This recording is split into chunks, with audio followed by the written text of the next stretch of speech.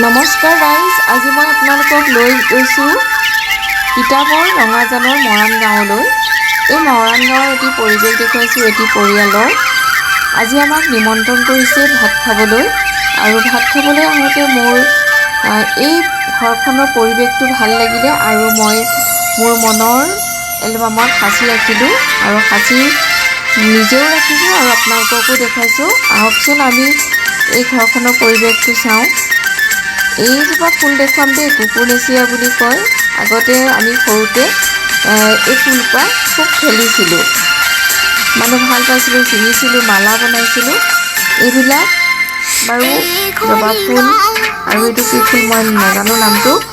তথাপিও গাঁৱৰ পৰিৱেশটো বহুত ভাল লাগে, গাঁৱত আহি ভাল লাগে। এয়া চাওকচোন, মই কঁঠাল হাতেৰে চুইছোঁ, একদম হাতেৰে চুবলৈ পাই মোৰ মানে বহুত আনন্দ লাগিছে, ইমান ভাল লাগিছে।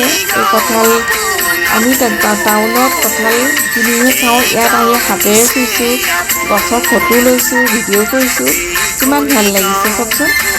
এই কঁঠালটো খাই ভাল লাগেই, কঁঠালৰ গুটিবিলাক আৰু ভাল লাগে। যেতিয়া আমি খৰিচা আৰু কঁঠাল গুটি পুৰি পেলাই পিটিকা কৰি খাওঁ, সেয়া আমেজটোৱে বেলেগ। পঁইতা ভাতৰ লগত দেই, তাতে যদি এটা গৰৈ মাছ বা কাৱৈ মাছ বা পুঠি মাছ থাকে, সেয়াটো বেছি ভাল লাগে। ইয়াত ফিচাৰী, ইয়াতো মাছ পুহিছে। আৰু এই পিনেদি দেখুৱাইছোঁ আপোনালোকক এখন বাগান, এই আমাৰ ভিনদেউহঁতৰে হয়। মাজে মাজে সাঁচি পুলি লগাই দিছে। গাঁৱৰ মানুহবিলাক প্ৰকৃত ধনী দেই, গাঁৱৰ মানুহ থাকিব পাৰে সাধাৰণভাৱে, কিন্তু গাঁৱৰ মানুহে প্ৰকৃত ধনী। খেতি পথাৰৰ পৰা ধনে এওঁলোকৰ মানে যথেষ্ট আছে। এওঁলোকে কেতিয়াও মানুহক বাহাদুৰি মাৰি নেদেখুৱায় যে মোৰ টকা পইচা আছে বা মোৰ ইমানখিনি সা সম্পত্তি আছে। গাঁৱৰ মানুহৰ মনবোৰ বহুত সহজ।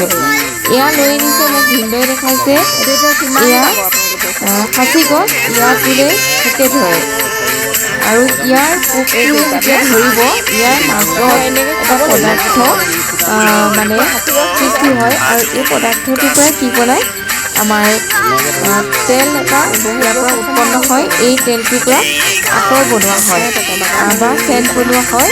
আমি যিটো গন্ধ পাওঁ, সেই চেণ্টটো বনোৱা হয়। এই বাৰীখনত নোহোৱা বস্তু নাই, তথাপি মই এতিয়া ঠাইতে পোৱাকেইটাকে আপোনালোকক দেখাইছোঁ। এয়া হৈছে জাহাজী কল। এয়া কোনো কলত কাৰ্বাইড নিদিয়ে, ঘৰতে পকিব, ঘৰতে খাব, আৰু ইয়াত সেইকাৰণে মানুহৰ স্বাস্থ্যবিলাকো সুস্থ হয়, বেমাৰী নহয়। এয়া চাওকচোন, ধানৰ ভঁৰালটো চাইও ভাল লাগিছে, ধুনীয়াকৈ ষ্টেপ দি দিছে, ওখকৈ বনাইছে ভঁৰালটো, একদম মানে আতুমটোকাৰী এটা ভঁৰাল, চাবলৈ বৰ ভাল লাগিছে। আৰু ইয়াত গৰুৱে খাবৰ কাৰণে খেৰৰ ঘৰ বনাইছে, খেৰৰ ঘৰটোও ভাল লাগিছে। লাষ্টত আমাক ভাত খাবলৈ নিমন্ত্ৰণ কৰিছিলে, এয়া ভাত দিছে, বৰ আদৰ সাদৰ কৰি ভাত খুৱাইছে। ভাত সাজ খায়ো ভাল লাগিছে। এয়া ঘৰৰে নেমু, আৰু মাছো চাগে ঘৰৰে হ'ব, লোকেল মাছ, আৰু এইফালে কুকুৰা মাৰিছে ঘৰৰে।